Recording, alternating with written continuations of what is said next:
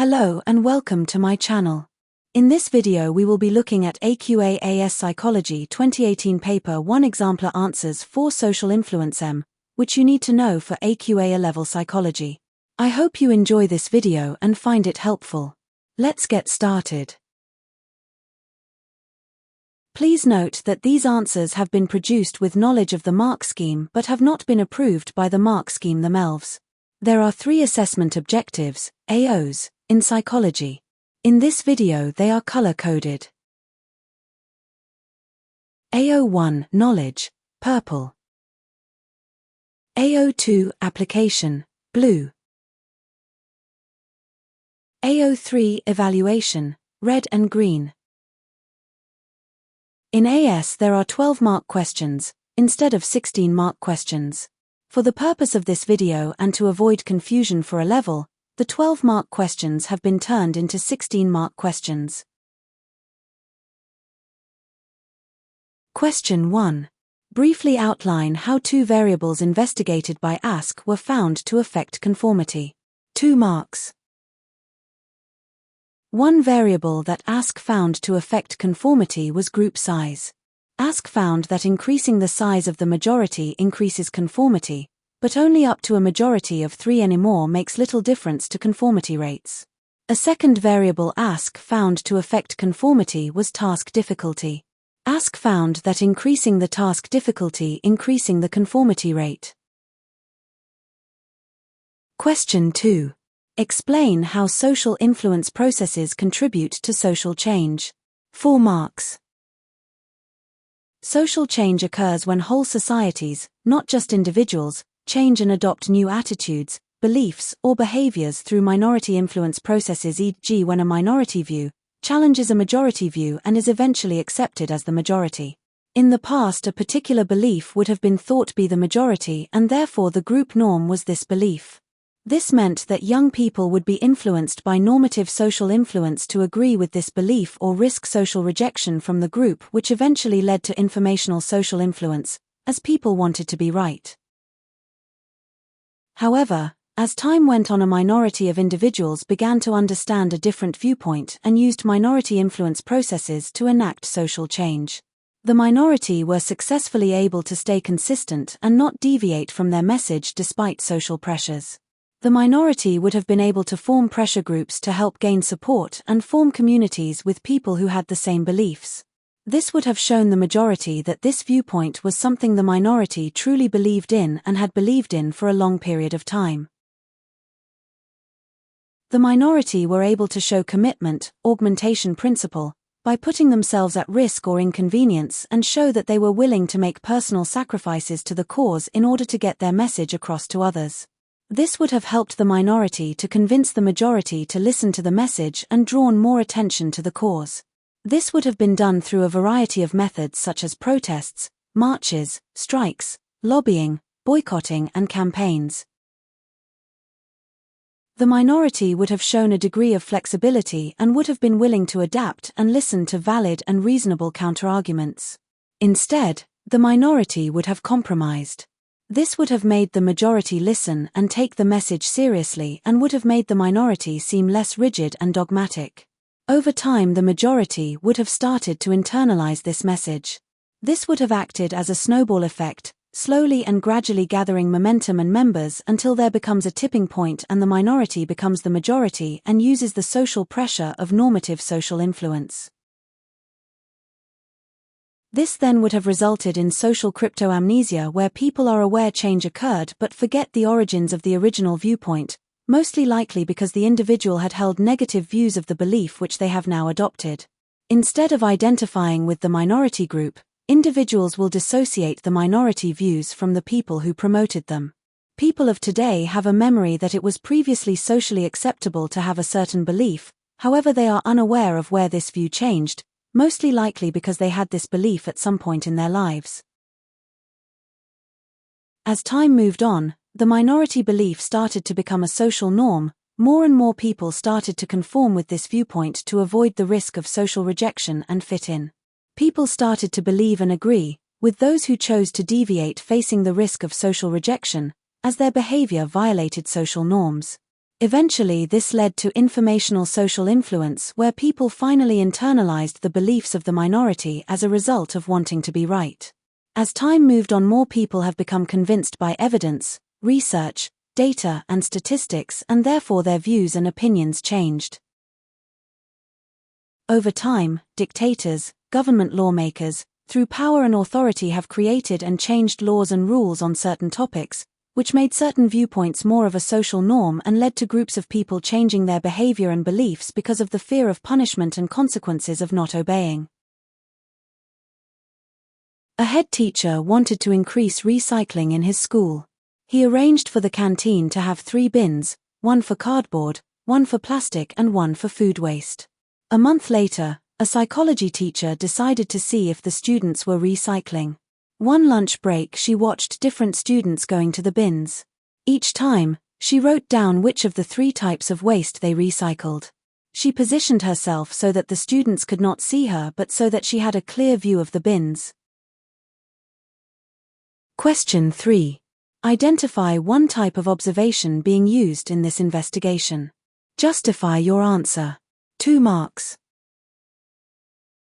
The observation was a naturalistic observation because it was carried out in the school canteen, which was the normal environment for the students, and the teacher did not place the recycle bins in the canteen, they had already been placed there. Question 4. Explain the sampling technique the teacher used to record her observations. 2 marks. The sampling technique used by the teacher was event sampling because the teacher recorded each time one of the 3 types of item was recycled. As the different year groups had lunch at different times, the teacher was able to present her results as 3 year groups, as shown in Table 1 below. Question 5. What do the results in Table 1 suggest about the recycling initiative? Refer to the data in Table 1 in your answer. 4 marks. The results in Table 1 suggest that younger children are more likely to recycle than older children. This is supported by Year 7 to 9 children recycling more for all of the categories: cardboard, plastic, and food. The results in Table 1 also suggest that children are most likely to recycle plastic than any other type of item. This is supported by all children in each age group recycling plastic more than any other item. Question 6. Explain one way in which the design of this observation could have been improved. 2 marks. The design of this observation could have been improved by reading the amount of observers to improve the reliability of the observation. Question 7. Describe and evaluate the procedure of Zimbardo's research into social roles. 8 marks.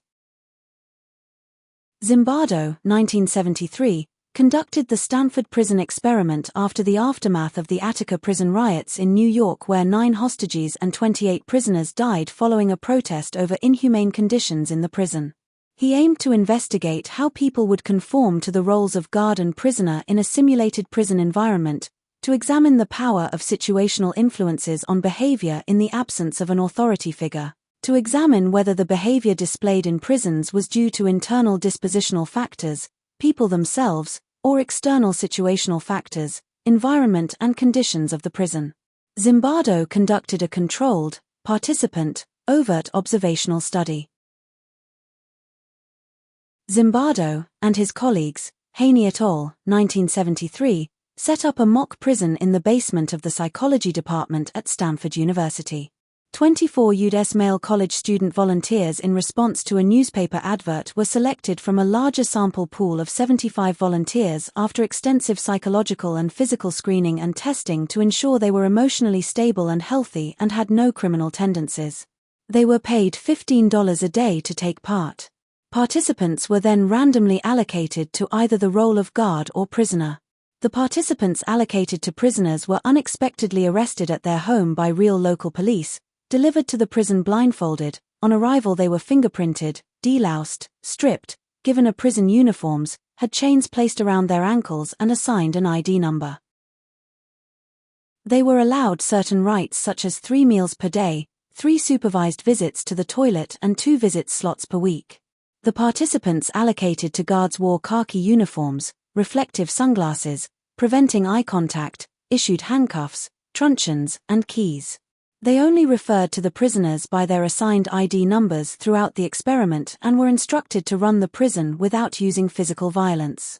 Each cell was allocated 3 prisoners and the prisoners' daily routines were heavily regulated. There were 16 rules to follow, enforced by guards working in shifts, 3 at a time. Zimbardo took the role of the prison superintendent. The study was originally planned to last 2 weeks. A limitation of Zimbardo's research is that his study broke several ethical guidelines. For the prisoners, the study lacks protection from psychological distress through chanting, crying, shouting, and physical hunger strikes, confinement, sleep disturbance, harm. For example, one prisoner had to be released after 36 hours because of uncontrollable bursts of screaming, crying, and anger. Multiple prisoners left the experiment early because of their adverse reactions to the physical and mental torment, experiencing incidents of humiliation and distress. Furthermore, some of the guards reported feelings of anxiety and guilt as a result of their actions during the Stanford prison experiment.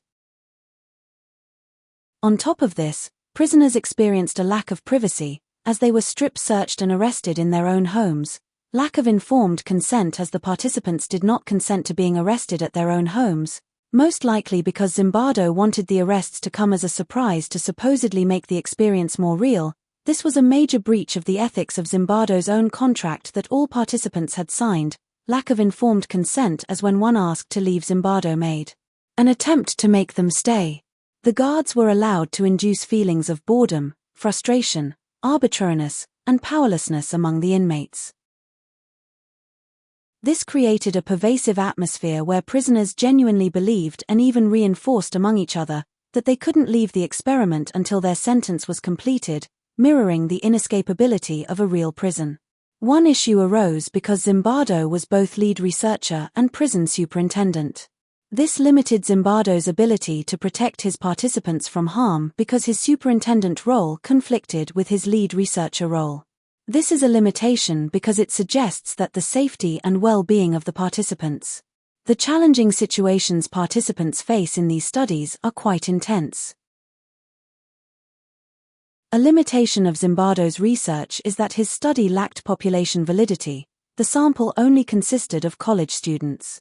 People of this age often lack experience within the real world as a result of being indoctrinated into the education system for the majority of their lives, and therefore are much easier to influence. The study does not demonstrate what would happen if the participant were of a different generation or older and therefore had more experience in the world and more knowledge. This is a limitation because it suggests that the results of this study cannot be generalized to other age groups, e.g. senior citizens.